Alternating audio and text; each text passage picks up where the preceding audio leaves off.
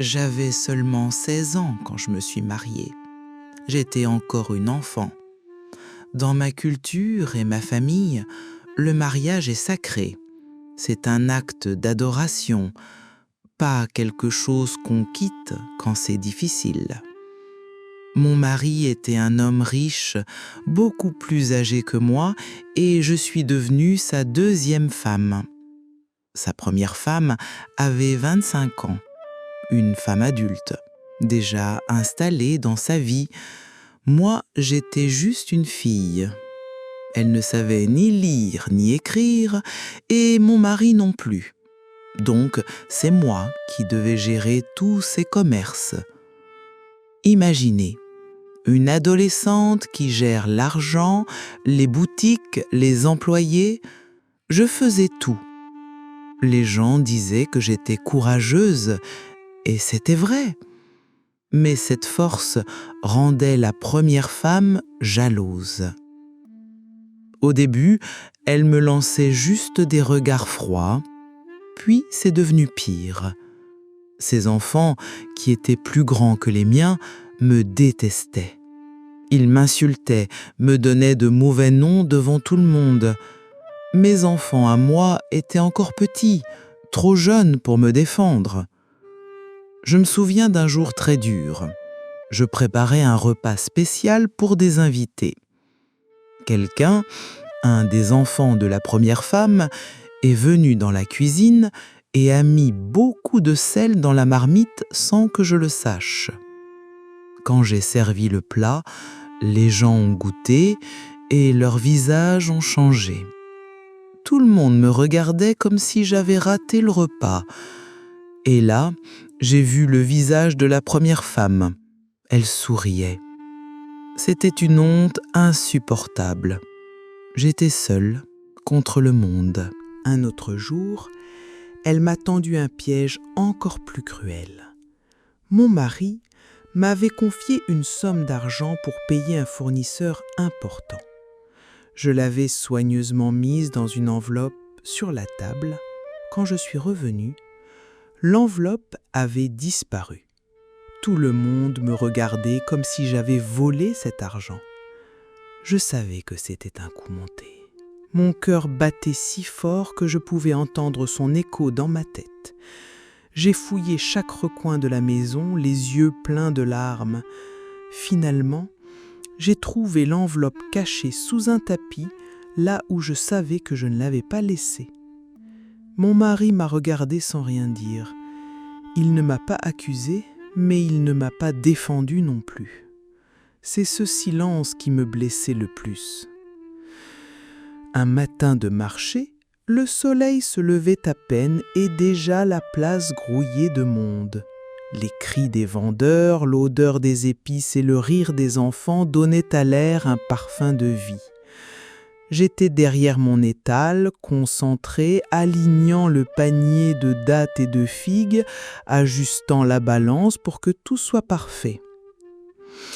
Une femme âgée et passée a pris 1 kilo de dattes et a souri avant de continuer sa route. Puis, un homme d'une 40aine d'années, avec une barbe noire et un regard méfiant, s'est approché. « Donne-moi 2 kilos de dattes », a-t-il dit d'une voix sèche. J'ai souri poliment, j'ai posé la marchandise sur la balance, en ajoutant quelques dattes pour être sûr qu'il est à bonne quantité, mais il a fixé la balance d'un air soupçonneux, ses sourcils froncés. « Il manque du poids, je le vois », a-t-il lancé. Je lui expliquai calmement que tout était correct. Et pour prouver ma bonne foi, j'ai repris les dattes, les ai pesées à nouveau devant lui. Mais il s'est mis à hausser la voix, attirant les passants. « Regardez, elle triche sur la balance !» C'est alors que la femme de mon mari, qui passait justement par là, est venue et a crié en me pointant du doigt. « Elle a triché sur les poids, elle vole les clients !» C'était faux, mais les gens se sont arrêtés. Ils murmuraient, me regardaient avec suspicion. J'ai senti la chaleur monter dans mes joues et mes mains tremblaient. Je devais me défendre. Alors j'ai pris la balance, J'ai pesé les dates une nouvelle fois devant tout le monde et j'ai montré que je n'avais rien à cacher. Le silence s'est fait, mais les regards pesants restaient. Ce jour-là, j'ai compris que la jalousie pouvait inventer des mensonges plus lourds que la vérité. Une autre fois, en pleine nuit, j'ai entendu du bruit dans la cour. Je me suis levée, inquiète. J'ai vu que quelqu'un avait renversé les sacs de riz et de farine que nous devions utiliser pour la boutique le lendemain. Les sacs étaient éventrés, la nourriture gâchée. Je savais que ce n'était pas un accident. J'ai passé la nuit entière à tout nettoyer, seule, les mains couvertes de poussière, le cœur en feu, et je me suis demandé: combien de fois devrais-je me relever comme ça? Combien de pièges devrais-je encore éviter? Il y a aussi eu ce jour où mon fils aîné est revenu de l'école en pleurant. Les enfants de la première femme lui avaient dit: « Ta mère est une voleuse, elle ne vaut rien. » Je l'ai pris dans mes bras, les larmes aux yeux, et je lui ai murmuré: « Ne les écoute pas. Ta mère est forte, et toi aussi tu seras fort. » Mais, au fond de moi, j'avais envie de crier à ce monde injuste. Mon mari n'était pas le meilleur mari. Il ne me protégeait pas, ne me défendait pas. Sa famille me détestait aussi.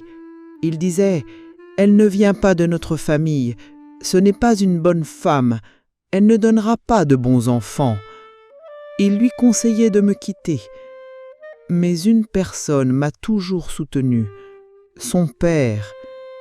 Avant de mourir, il disait toujours à mon mari: « Cette femme est bonne, elle est forte et fidèle, ne la laisse jamais partir. » Ces mots m'ont donné de la force. Alors, je suis restée, pas parce que j'étais faible, mais parce que j'avais la foi. Pour moi, le mariage est un engagement avec Dieu. J'avais 6 enfants et je ne voulais pas qu'ils grandissent sans leur père. J'ai choisi d'aimer en silence, de rester forte dans la douleur. Pendant plus de 20 ans, j'ai vécu dans cette tempête. Puis, à 40 ans, tout a changé. Un jour, la première femme a demandé le divorce. Elle est partie. Je n'étais pas heureuse, j'étais triste pour toutes ces années perdues.